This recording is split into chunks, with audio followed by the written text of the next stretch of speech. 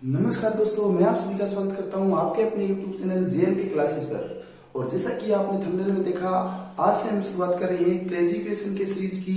और crazy question का ये एक सबसे पहला टाइप है अपना क्रेजी क्वेश्चन का 1 नंबर टाइप की बात आज हम करने वाले हैं।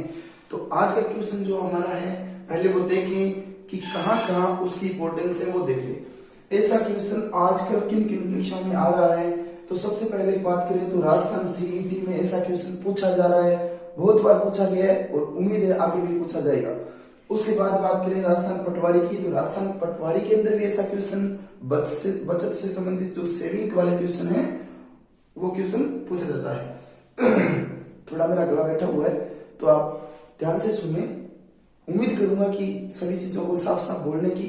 उसके बाद देखें, उसके बाद ऐसा क्वेश्चन एसएससी के अंदर जो परीक्षाएं होती है, एक तो एमटीएस की और एक 10+2 की।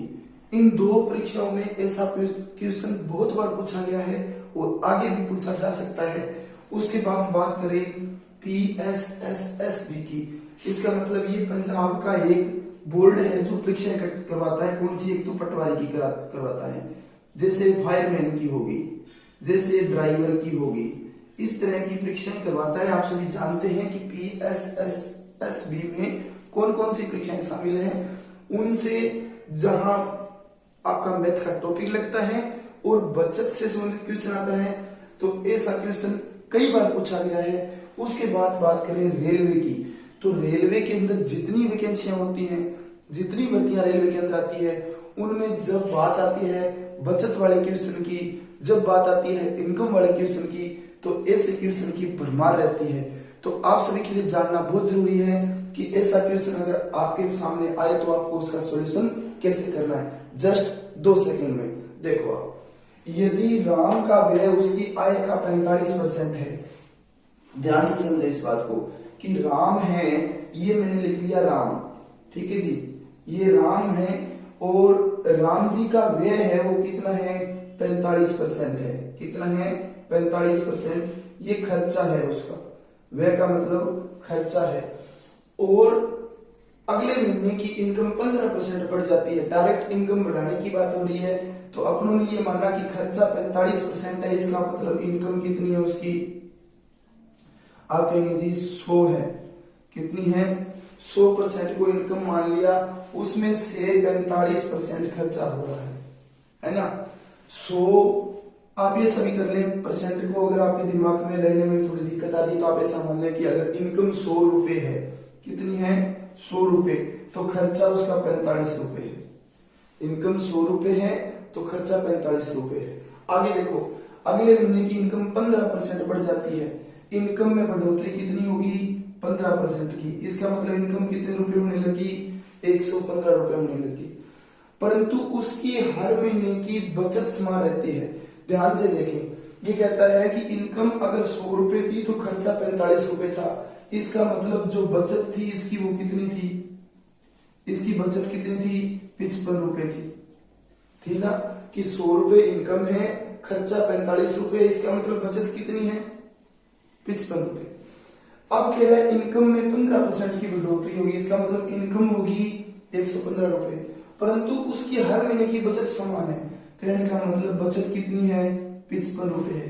पहले 100 रुपए में 55 बचाता था, अब जब 115 रुपए इनकम होने लगी तो भी 55 बचा रहा है। इसका मतलब बढ़ा क्या? खर्चा बढ़ा। कितना बढ़ा? कि 45 रुपए पहले था, इसमें 15 रुपए की बढ़ोतरी होगी बढ़ोतरी।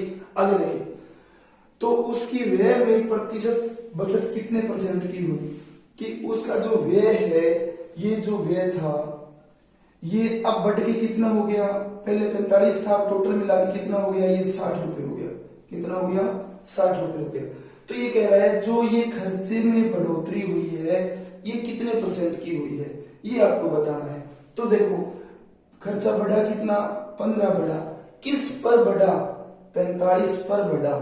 तो ये मैंने 45 कर दिया, गुणा में मैंने 100 कर लिया। तो देखें, आप देखेंगे कि 5 दिए 15 और 5 नहीं 45 होते हैं, और 3 एकम 3, 3 3 9 होते हैं। इसका मतलब 100/3 आ गया। ऐसे नहीं कर सकते तो देखो 45/15 है, गुणा में 100 है। आप डायरेक्ट काट लो कि 15 एकम 15, 15 3 45, तो 100/3 आ गया। 100/3% है ना, 100/3%, क्योंकि ये सब चीजें प्रतिशत में पहले से चल रही थी। 100/3% का मतलब क्या होता है, 33.33% होता है। ये इसका आंसर आपको ऐसे निकालना है। ये मैंने समझाने में 1 या 2 मिनट लगा दिए होंगे। जब आप इस तरह के क्वेश्चन बारी बारी से रिपीट करके करते रहोगे तो मुश्किल से 5 से 10 सेकंड लगेंगे, उससे ज्यादा टाइम नहीं लगने वाला। तो अब बात करें आपके लिए क्वेश्चन, तो आपके लिए क्वेश्चन ये रहा आपके कंप्यूटर स्क्रीन पर, आपकी स्क्रीन पर, कि अब बात पहले थी बात अपने राम की, अब बात कर लेते हैं सीता की, कि सीता की जो इनकम है उसमें से वह 15% बचा लेती है।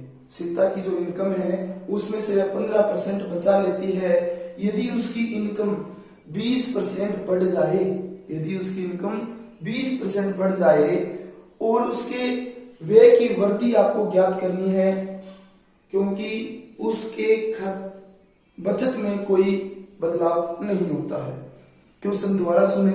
क्वेश्चन है कि यदि सीता की बचत 15% है, सीता की बचत 15% है और उसके इनकम में अगर 20% की वृद्धि हो जाए तो उसके व्यय की वृद्धि आपको बतानी है, क्योंकि उसकी बचत में कोई वृद्धि नहीं हो रही है। इस क्वेश्चन का आंसर आप जल्द से जल्द मुझे कमेंट करके कमेंट बॉक्स में बताएं कि क्या रहने वाला है।